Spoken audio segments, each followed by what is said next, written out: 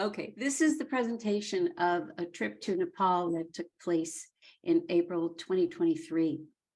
And thank you very much for taking the time to listen to it, because there are some amazing stories that I think will blow you away as much as they blew me away. And I took this picture out of an airplane window, and I'll tell you more about that when I get to it, but it was just so magnificent to see these beauties at the top of the world, that I felt it was the perfect place to begin. Let's just look and refresh our memories where Nepal is and how big it is. It's not very big at all. It shares a long border with India and an almost equally long border with China, which part of which is Tibet. And we went to, as you can see, Kathmandu, highlighted there, kind of in the middle, a little further south in the middle, but that's the main city. And it resembles, if anybody's been to India, it resembles India in that it's very crowded and quite busy. It is pretty impoverished in many areas, and the infrastructure is what you might say falling apart. So when you're walking on a sidewalk, you have to be really, really careful that the sidewalk doesn't just end in a pile of sand or a pile of bricks or a pile of anything. And but in and amongst this chaos is the most beautiful heart and the most beautiful people. And that's what I fell in love with when I was there. So here we are. And this is, I say it all starts here because Dr. Naram, pictured there in white, is the man who carried forth the Ayurvedic doctoring that was handed down generation to generation from Buddha's physician. This is a particular kind of Ayurveda, and it has incredibly potent practices and applications. They use marma points, and they use herbs, and they use mung bean soup, which I can tell you is delicious and incredibly healing. And Dr. Naram was a man who was never tired. He woke early in the morning, he worked all day, worked into the night till 11 o'clock at night, and was still beaming with energy and always smiling. I never met him in person. I met him etherically, but I always wanted to meet him. After this trip, I feel like I know him even better because I saw those who did know him reflect their love for him. And that really brought him into my heart. Dr. Naram started to really teach the man on the right, Dr. Clint Rogers, how to do this incredible Ayurveda healing. And Clint is holding in this picture, he's holding the book that he wrote about Dr. Naram called Ancient Secrets. And this is a book that tells Clint's story of moving from a skeptic to a believer, partially because of the personal story of his own father, who was near death, that Clint brought to Dr. Naram. And in the process, his father was healed miraculously. To our minds, it's miraculous. To Dr. Naram, not so much. These are kind of expected things in his world. Anyway, Dr. Naram died not very long ago, year or two, maybe 2 years, and Clint's book was already out, and Clint has since then been traveling the world. The book has been voluntarily translated into many different languages at this point. He gives what's called a pulse clinic wherever he goes, and he's really preaching the words of Dr. Naram. I love the inside of the book. The very first page says, I didn't come to teach you. I came to love you. Love will teach you. And that's a quote from Dr. Naram. And that really sets the tone for the entire journey. Now, I'm telling you this because up front, because this is something that I heard a lot about when I was on this trip. Atiti Deva Baba. I don't think I'm saying it right, but that Lynn says it very fast. Atiti Deva Baba. Anyway, it means the guest is God. Now that can be interpreted as, you know, you're coming into a person's house and you are the guest and they treat you as if you were a god or goddess. But the other application of this phrase is that you treat whatever happens, even things that seem to be going wrong, as a guest, as a god or goddess that is a guest. And this is a way of saying you go with the flow, you welcome the unexpected. There are many different ways we can express it, but I just love it because it's a way of sort of personifying this guest, this strange circumstance. Oh, I have a flat tire. Oh, yeah, I missed my flight. But we know that often in those so-called mistakes, there are actually gifts. And that is what Atiti Deva Baba means. So I thought I'd let you know that that was a big part of our trip going from the beginning. Here we are flying in, and I'm just letting you see that the quality of the air is so bad. And while we were there, it was voted the most polluted city in the world. Now, it's not always going to be like that. Unfortunately, this is the rainy season, part of the end of the rainy season in Nepal, and they had not had rain since the beginning of April. What happens is there's a lot of dirt in the air because there are a lot of dirt roads. And so dust is flying around everywhere. Plus, they were having forest fires in some areas because it's so dry on the ground. There's greenery, as you can see in the leaves, but the ground has very dry pine needles and leaves and so on. And thirdly, they burn their agricultural residue. So that all combined to make for a very thick atmosphere. We arrived, and the very first thing we did on our first morning was to get up and at 6 o'clock go to the stupa, which was just down the block from our hotel. This is the biggest stupa in Kathmandu, and you walk around it, and you walk around and you say prayers, and you feed the birds, and you can see the sun coming up there on the left, and people are just busy walking in circles and circles and circles. It's quite large, and there are temples all around it. On the right-hand side, you can see where the pigeons get fed. There are people who sell the corn meal for the pigeons, but you can see that big bell and the reddish building, and in there is a temple. Okay, so after that, we went to breakfast. And after that, we went to Pashnapurti. And this is not a picture I took. This is something I found on the internet, but it's not an uncommon sight to see there. Pashnapurti is like this, and it's a massive complex. It's like Central Park, but full of temples.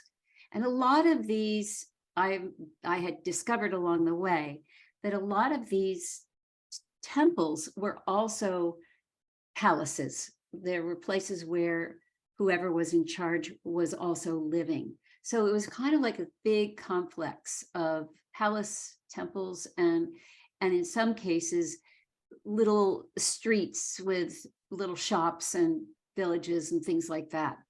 So what we're looking at here are the funeral pyres. You see those concrete stands there, that's where the bodies which are wrapped in shrouds are taken to be burned. And there was one on the far left in progress when we arrived. And then you'll see the long white building, and towards the right-hand side, there's quite a larger door, it's kind of rectangular door. That is a dwelling for an Agori. An Agori is a master in a particular sect of Hinduism. And in that, they would call it a cave because it wasn't a literal cave, but it served the function of a cave, a monk in a cave, lived Dr. Naram's teacher and a spiritual master in a way. And we were very, very fortunate in that since that master died very shortly after Dr. Naram at 100 and something, that has not been occupied since. And it's really a shrine to that master. And we were allowed in and did the very first morning, what do? You do a letting go ceremony. So we wrote things down and we presented them into the fire, which I'll show you in a moment. But these are some of the other sites. All of these little tiny buildings on the right-hand side, those are all little meditation, quote unquote, caves where you can go, anybody can go and spend the day there, do whatever you wish. And they're scattered all over. You can see this goes up a hill. It's very big. It just keeps rambling on and on. And there are all these different folks there. This Pashupati is considered the most sacred Hindu place, a temple, including in India. So people will kind of come to Pashupati at least once in their lives, a little like Mecca, because it is so sacred. And I don't know all the history behind any of these places we're going to, because my concentration, unlike my usual trips, where I really get into the history, my concentration was on the present and what was happening in the here and now.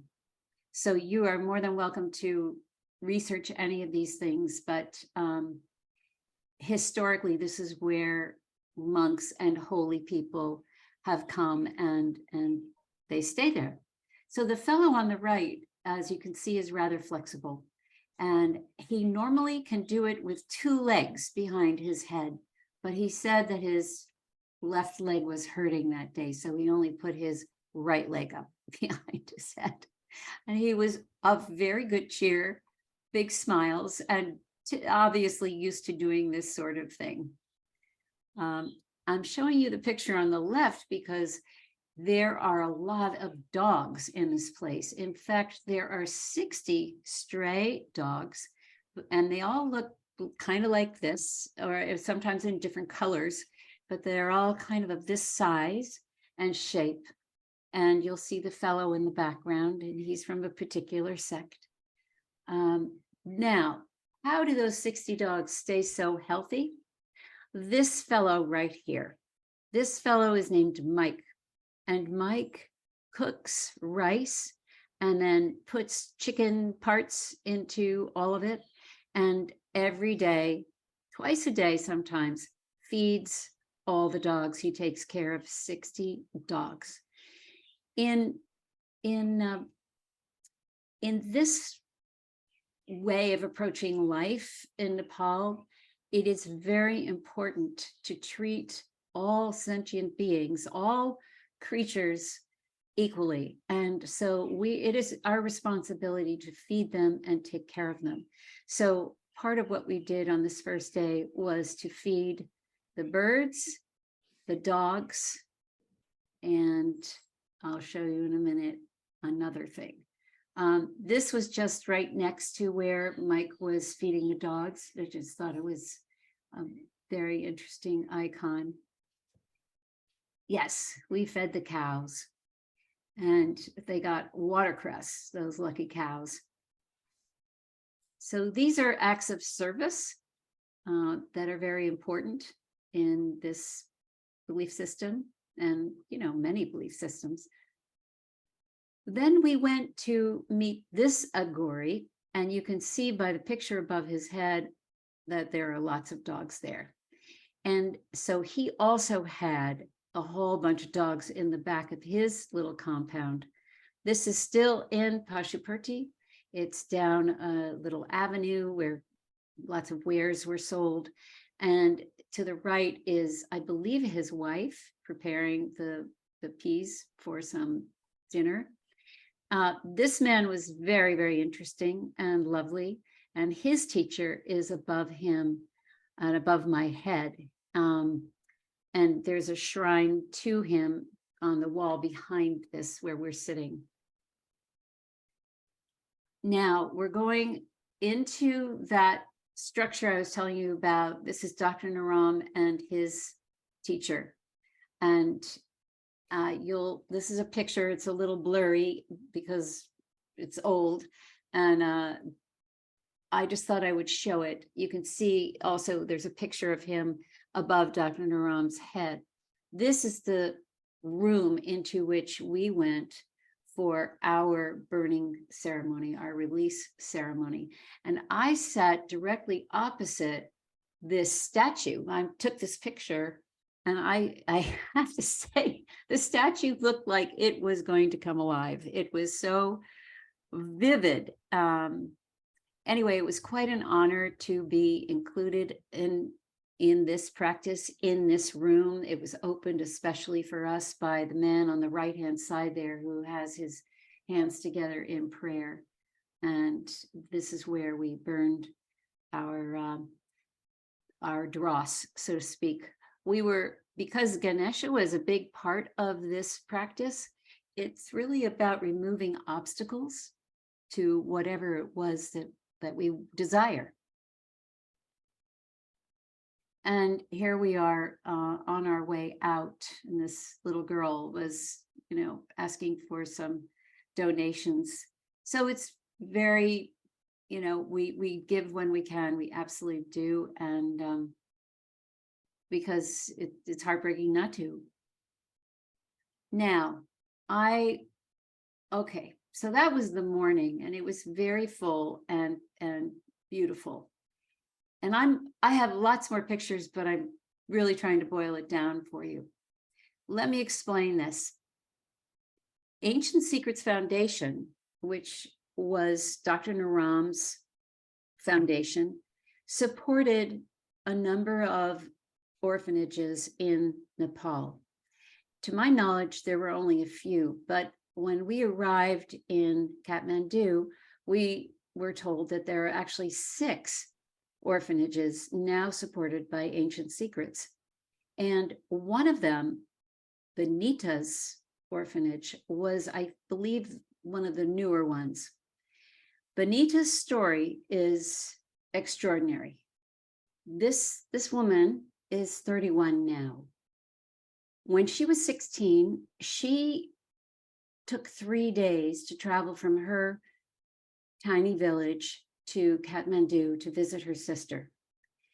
She arrived and was staying with her sister and picked up the newspaper one day and read about 5 orphan children from another village in the opposite direction of her native village.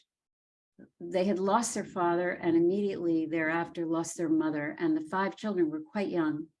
And it was a very poor village and nobody could take them in. So they were begging from door to door just to try to feed themselves. In fact, one of them was so malnourished that he was in the hospital. And when Benita read this story at 16, she decided she wanted to rescue them. Having no money, no roof over her head, no means at all, and being only 16, she was relentless. I'm going to boil the story down here, but she went to the journalists to try to get their cooperation to help her get messages to this family, and they laughed in her face, said it was ridiculous. She was only a 16-year-old, et cetera, et cetera. They also said, you can't do this because if a child dies in your care, then you will go to jail. And every manner of obstacle was placed in her way. However, she managed to rescue these children, and the one that was in the hospital was really close to death. She finally found the rendezvous place where the children were being brought midway, and she embraced them and told them how much she loved them and would be their new mother, only to realize that they spoke a completely different dialect and had no idea what she had said. So now she had 5 children, traumatized, and no communication. Somehow or other, she managed to get them back to Kathmandu. I don't know if she put them in her sister's house. I don't know all the details, but she was advised that she should go to the government to become an orphanage, and that way she could receive some support. Well, when she did that, the government said, 5 children does not make an orphanage. You have to have at least 30. So she went scouring through the city of Kathmandu to find babies and small children under bridges and wherever she could find them to come into her home. I have no idea what the dwelling was that she was in at the time. It's possible it was the one that we visited in the afternoon of our first day there. That's where I took this picture. So somehow or other, Benita, she sold her mattress 10 years ago to make money. She sold her wedding ring. She shipped her husband off to Dubai to make a living and send money back. She scraped by. She taught the children art, music, dancing, sewing, and all manner of creative things. And they started to make things, which I'll show you in a minute. They created paintings. They created, these are the original 5 children. They created shoes and purses. They have a sewing machine that is a foot pump, a Treadle old-fashioned Singer sewing machine, as you can see. And they learned how to sew on applications, beautiful little sparkly things. And as you can kind of see in the background, I have better pictures of it in a minute, they're murals on the wall. The children also are quite adept at sports. They've won awards, they've won matches. And here are some of the murals. You can see how beautiful they are. And they've actually been hired to paint murals on some of the community buildings in their area. And here they are, and they have made their own beautiful dresses. And there are now 20 girls and 8 boys. And they are absolutely little glowworms. They're just fantastic. I hope you can see that in their faces. Here was the shocking piece that 3 weeks before we arrived, the government had come in to say, your quarters are not adequate. You need an office, you need a study room, everybody needs to have a mattress, et cetera, a long list of things. And they said, you have 1 month to find new living quarters. Well, at that time, Benita was going out every day with the items that the children had made and trying to sell them on the street.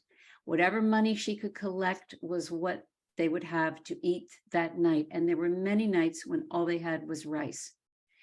And to have this burden to find a new place to live without any resources whatsoever was terrifying. And she actually had to sit down with the children and propose the unthinkable, which is, we may have to separate. And how would you feel about that? Well, that did not go over very well. As you can imagine, nobody wanted to part with one another. They are a family and they are bonded and they love her as she loves them. So we heard this story firsthand, and we were so moved. And we came away and we did some heartstorming and some brainstorming, and I'll tell you what resulted from that. But here I just want to show you, Ancient Secrets has a beautiful coloring book for children, and you'll see a better picture of it in a minute. But we all got to sit down with the kids and just spend time with them, talk and let them color and ask them questions about themselves. Some of them speak better English than others, but you know, you can get a lot across. This little one on the left is the youngest one of the tribe, and she's 3.5, and she's quite the Spitfire. And after one of her older sisters did a beautiful dance, she has a 16-year-old older sister, a beautiful, beautiful dance. This one pops up and requires the room to look at her while she does her dance, which is what she's doing here. She's a character. So here we are, just spending time with the kids. And this is an example of what's in the book. What do you want? Now, this was a big theme of Dr. Naram's and of our journey. What do you want? And being clear about it. So we talked to the kids and they were able to write out, most of them, what they wanted. Most of them wrote something much like this. I want everyone around me to be happy and healthy. I want all of my dreams and goals to be fulfilled within my life. I want for my mommy to be most happy. Everybody wished for the happiness of her and for their brothers and sisters. It was so, so beautiful. And here is the entire tribe, all of us and all of them. And so we went away and we talked about it and came up with a plan.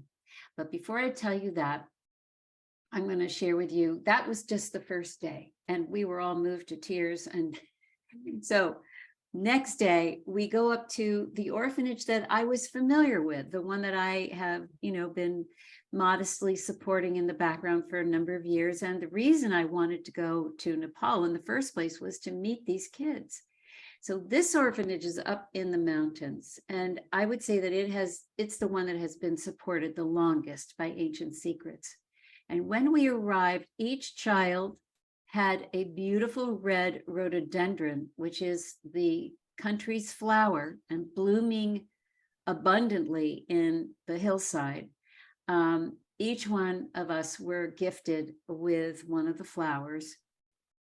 And in this orphanage, there are 20 boys and 8 girls. So it's very interesting.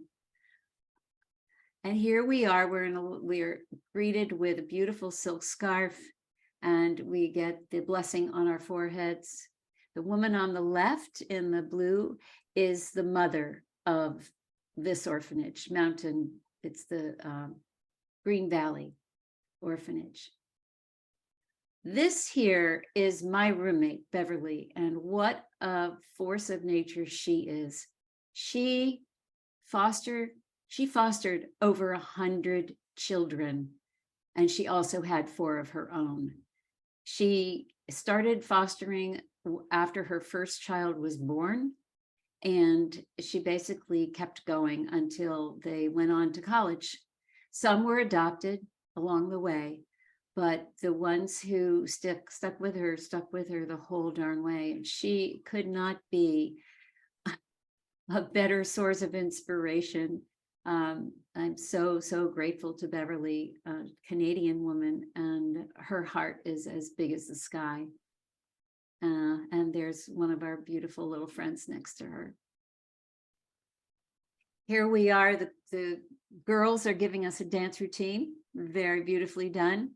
You can see the laundry on the fence behind, and everything is very relaxed, I would say, but as neat as you can imagine. And so Clint is leading the group in kind of a cheer. They love him so much, and every time he comes to visit, good things happen. So what our little quest was on this particular morning was to hike up the mountain to a beautiful waterfall. And I just took this picture on the bus as we drove by, that these are the kinds of animals that one can see in Nepal. I don't know about the rhino so much anymore, and you can see that there's a tiger there. It's like, okay, hopefully no tigers in these woods. But we went up and up and up and up, and the children are so energized and happy to be holding the hands of whoever is present. It was just so much fun, so much fun.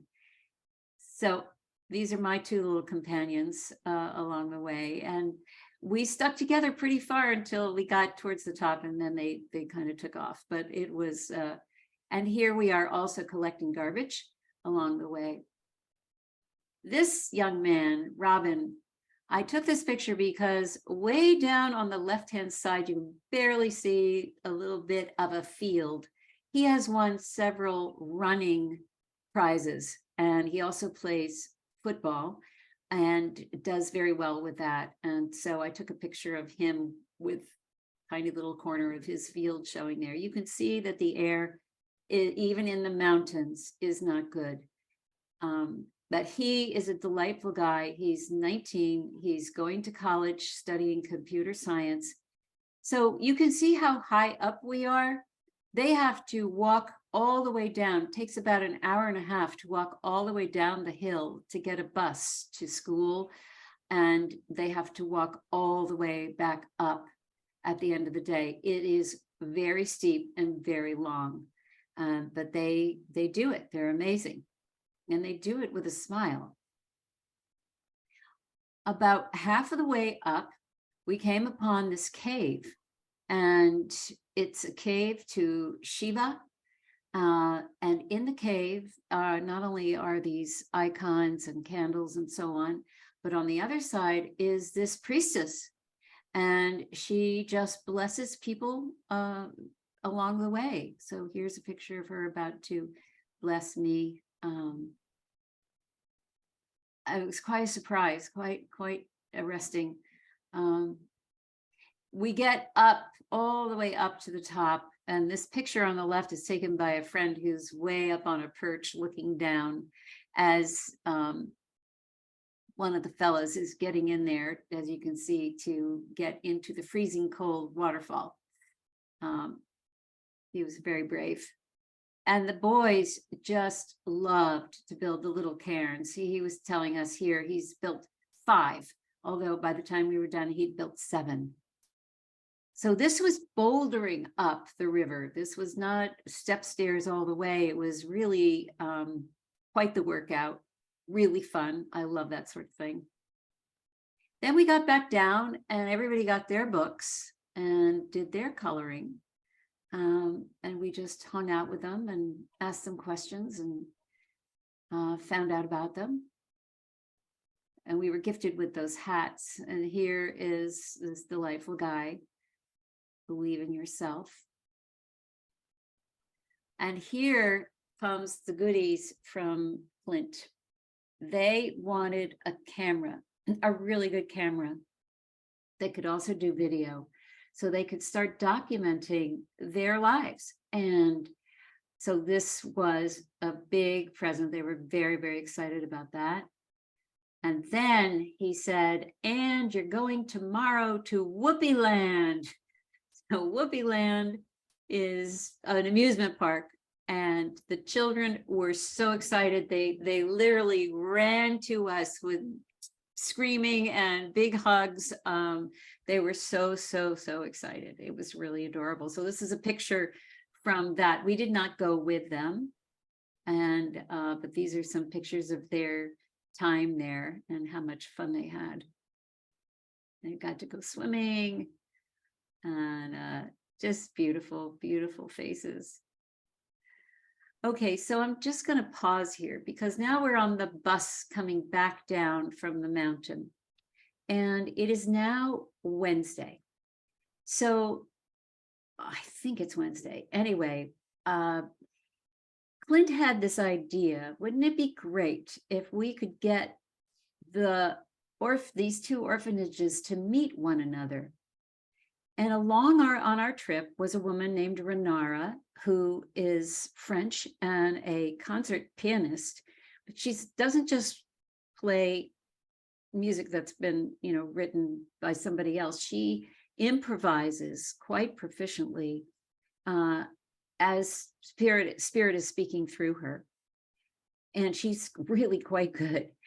And Clint thought, wouldn't it be great to get the orphanages together and maybe have Renara do a concert? Well, that would mean we'd have to find a piano. Well, there are really, we thought, no pianos in Kathmandu. There are keyboards, but that's not the right instrument for this particular person. And so many calls went out to try to find a piano. And there were none to be found. Meanwhile, the kids are off at Whoopee Land, and Clint is trying to figure out how to get them on a bus from Whoopee Land to come into Kathmandu in case there is a concert. Meanwhile, he's got a bus. He's trying to get the kids from Benita's place delivered to the same hotel where we are, and he has no idea if we have a venue. This is the kind of miraculous coming together that occurred on this trip, because not only was he able to finally find a piano and in a place where there was plenty of seating, but it was a 10-minute walk from our hotel. We didn't know any of that yet when I took this picture. It was all still forming, and it was about 2:00 in the afternoon, and everything would be happening at about 5. So nothing was set, all was in flow, all was in motion, and they had not found the piano yet. So I just have a few pictures here of street scenes. You might know the wires on the left. This is true of India too. I think they just add a new wire instead of finding the old one, taking it out. It's all like that. And then of course, tons and tons of motorbikes. There are mostly 2-lane roads, one in each direction. And it's really just a suggestion that it's a 2-lane road. Sometimes it looks a lot like a one-way street because of how the traffic flows. You have to be very careful crossing the street. Okay, so as we're coming back into Kathmandu, we're taking a stop here at the Monkey Temple. Now, you may remember we fed pigeons and dogs and cows, and now we are going to be interacting with the 200 monkeys that are protected and live in this temple complex. This is the beginning of it, but it goes way up the hill, and there's all kinds of temples and things that we can't see from this picture. This is at the very entrance. You can just see some of the iconography. Okay, so here we are with our lovely monkeys, and we're talking about presence, playfulness, and seva. These are the 3 principles that Dr. Naram taught. So when we presence one another, as we all know, that is one of the best gifts we can give to one another, to be fully there for somebody else. And that includes the animals. The playfulness is really exemplified in the monkey's behavior. So it's a great way to remember that we too can be that playful. And then seva, of course, is service. And so our service on this day was to be feeding the monkeys. But first, our dear Agori came and met us and gave some lessons. Some people had some questions and he answered them and placed his blessings upon them. And we had a lovely visit. And then we got to feeding the monkeys. And that was hilarious and so much fun. They were so hungry. You know, we were trying to make eye contact with them as we gave them the bananas, but they were so hungry, they were just really grabbing the bananas as much as they could. Unfortunately, these bananas were a little on the green side, and they didn't like those quite as much, but they mostly ate them anyway.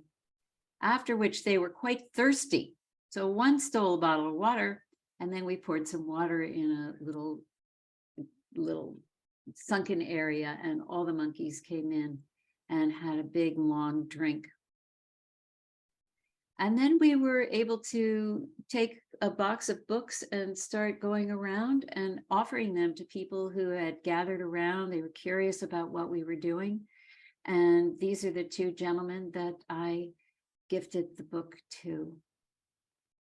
They were both very, this man on the right with the yellow robe was very intelligent, spoke very good English, and he was really curious about it. Okay, so meanwhile, this whole, in the background of all this is the swirling. Can we find a piano? Can we bring these kids together? Where are we going to do it? How's this all going to happen? And I had said to Clint on the bus, you know, I'd really love for Benita to have a mattress. She deserves a good night's sleep. And so Clint said, well, okay, that'll be your challenge. So we got back to the hotel at 4 o'clock, and we had 1 hour before we had to meet in the lobby. For most people didn't know what was going on in the background. I did have a clue about what was going on, so I didn't want to be late. And I was Googling mattresses and sheets in Kathmandu. I didn't know how to start, but fortunately, one of the people, really the person who organized this whole trip with Clint is Suri. And I don't have a picture of Suri, unfortunately, but he's a beautiful young man who is really great at logistics and works in the hotel around the corner. And his uncle, Raj, who I do have a picture of, happened to hear me talking to the front desk asking, you know, which direction do I go for the mattress store? And Raj really whisked in and took Beverly and I down the street around the corner to find everything we needed, an ATM, bada bing, bada boom. It was all said and done. And we were back in the hotel by 5 o'clock. It was absolutely miraculous, because in this cacophony, in this crazy chaos, the last thing you expect is to be able to find exactly what you're looking for, literally down the block. So that was really cool. And we kept that as a surprise for Benita. So the Benita's crew comes in first, and they go up to the roof of our hotel and have a little box dinner while we're waiting. Oh, there's Suri in the orange. That's Suri. Oh, good. I'm glad I have a picture of him. He's so wonderful, just a delight. And so they're being kept up here because the rest of the group doesn't know. We think we've said goodbye to both orphanages, and we're very heartbroken about it. Nobody wanted to leave either group of children, and it was really hard to part. So they don't know that upstairs are Benita's kids, and they don't know that downstairs are incoming the other kids. And at the last minute, they found a piano 10 minutes from the hotel, which I'll show you, and everything came together in beautiful form. Here they are having their dinner. There's the little one. And we come here in this kind of do you see the disco balls? It's really kind of a disco dance hall place, and couldn't have been more perfect. Everybody fit. And Clint is here with Benita on the right, and I'm forgetting her name on the left with the pink shirt. She's the mother from the Mountain Valley and Green Valley, excuse me. And this behind them is a whole buffet dinner. And it was this massive celebration where all the kids got to meet one another. And then here is Renara right before she played. And we're up in this balcony, as you can see. And it's called a supper club. And so you can really enjoy the posters. But there is Renara playing on the only piano in Kathmandu.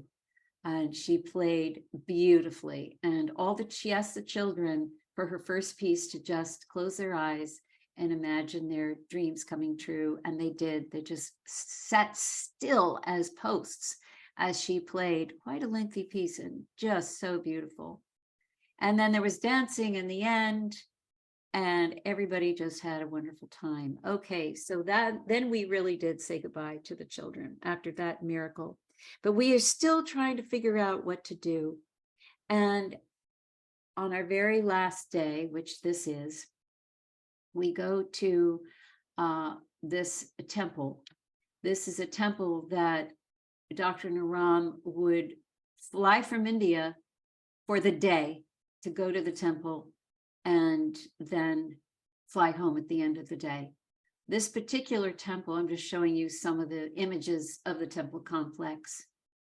This particular temple is this one. And you're given you buy one of these bowls with a coconut and flowers. There's also some other fruit in there. There's all kinds of stuff. And then you go into this place. There's a line and you go in and you kneel down and there's a man and he takes all the things for you and he puts the flowers where they belong and he sprinkles the water and he does all kinds of things and opens up the coconut. And anyway, it's quite an interesting ritual. And in it, it's really to open to what's possible. And so this is what we did before we came together to decide. Now, I want to show you something here. You'll notice that on the left, there's a mirror hanging and it's tilting forward. And Helen is on the right-hand side taking a picture of herself in the mirror. Some of the other temples have gold around them and all kinds of iconography. But this temple is about looking at the divine within you, looking in the mirror at your own divinity. And it was so beautiful and simple in that way. So that's what we did. And then had some beautiful meditation afterwards. And then we went to this other area of the complex. Those are all bells surrounding that roof line. I just thought that was so cool. And we go into this. Now here is the palace of old. It's 3 stories. You can walk up inside it. Those are wooden screens so that it provides privacy, but still airflow. And in the middle is this bathing area. So on the right-hand side, you can kind of see that there's a golden looking faucet. In the old days, it was gold. Of course, that was stolen along the way. Now it's a brass gold plated faucet. It's no longer full of water. The water would have come from a spring below. But all around the top are all the important gods and goddesses. And so the idea was you would go into the ritual bath to cleanse yourself before you went on to prayers or whatever whatever ceremony you were going to be doing. And apparently the artist who carved these incredibly detailed gods and goddesses quite brutally had his hands removed so that he could never carve again, so that these were so special that there would only be one set in the world. Here we had Carol on the right introduced her new Ayurvedic cookbook. So it's not just mung bean soup, but all different manner of things. And that just got released on that particular day. And on the left is another incredible person who got kind of stumbled into naively the sex trade in order to keep her head above water financially, and also to provide for her family in their village, and was able finally to pull herself out, to find self-esteem, to create an industry by selling these beads that you see around her neck that are very large mala beads, but they're a particular kind of bead that only grows in a particular area. The legend is that Buddha cut his hair and threw his hair down, and where he threw his hair down, these particular plants grew up, which produced those beads. Anyway, she's a lovely, lovely person who has gone through hell and back, and is an inspiration. So on our last night, this is part of the group, on our last night, our celebration dinner night, we sat down and we put ourselves together and raised the $10,000 that was needed for Benita to move and find a, and supply her new home, and to give her several months worth of rent paid. Everybody made some kind of donation. And one guy in particular, who's not in this picture, said, I will match every gift up to $10,000. So that was amazing to be able to offer that up. And we were so happy about it. This is sunset on the final day, as we're on the rooftop. Here's our dinner, beautifully laid out. This is the hotel where Suri works. And okay, so the next day, our event was officially over. I took the opportunity at the last minute to take a plane ride to see the mountains. So this is what taking off was looking like. And then you can see the layer. And the mountains just emerge like islands in a sea. So I just have a few pictures here to give you a sense of what that was like. You can see Everest on the right, the tall peak on the right. And there it is again. And there it is again. Quite stunning. Okay, so here we are on the first day after the workshop, and I had extended my trip by 3 days.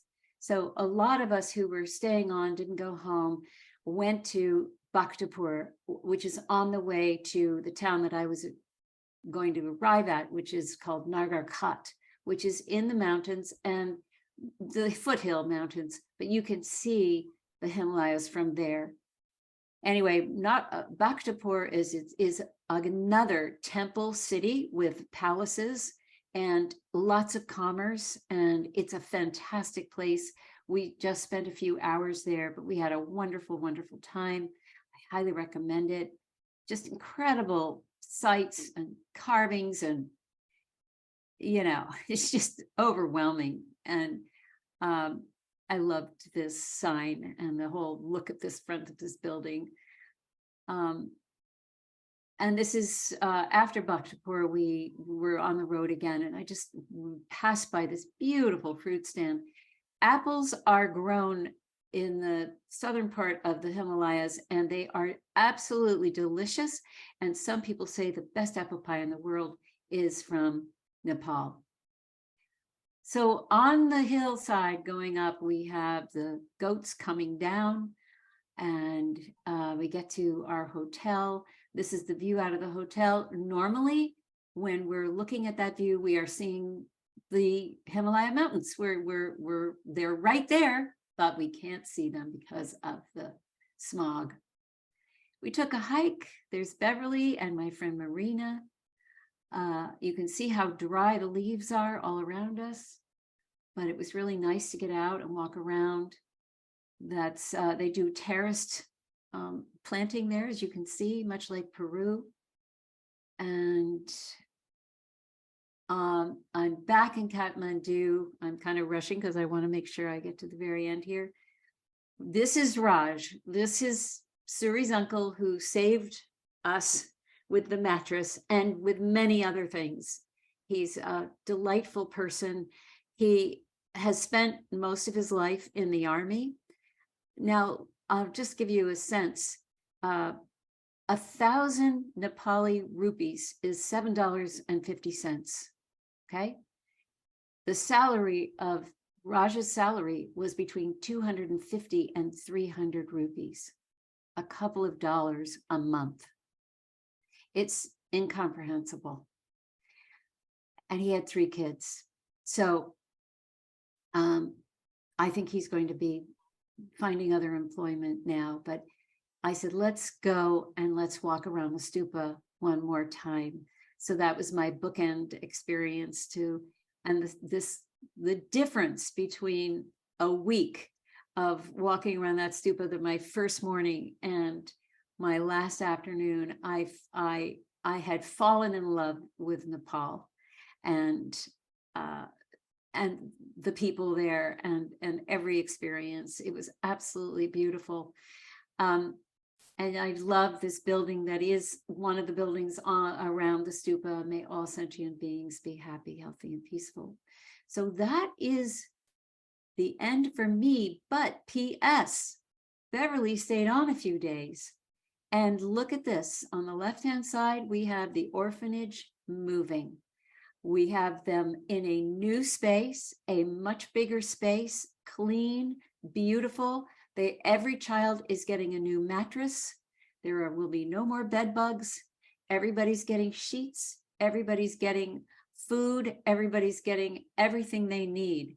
This is their only mirror. That's the back of a door of somebody's house that they salvaged. That's how everybody gets dressed and does their hair. But I believe that will not be traveling with them. So the good news is that they are fully moved in, and Benita is beyond happy. This is Benita with the children. They went up to the mountain home. The kids went up there, so they got to see, Benita's kids got to see what Green Valley was like. And now we have 60 kids who are really part of a bigger family. And it's really a love story, I believe. So that is the end of my tale.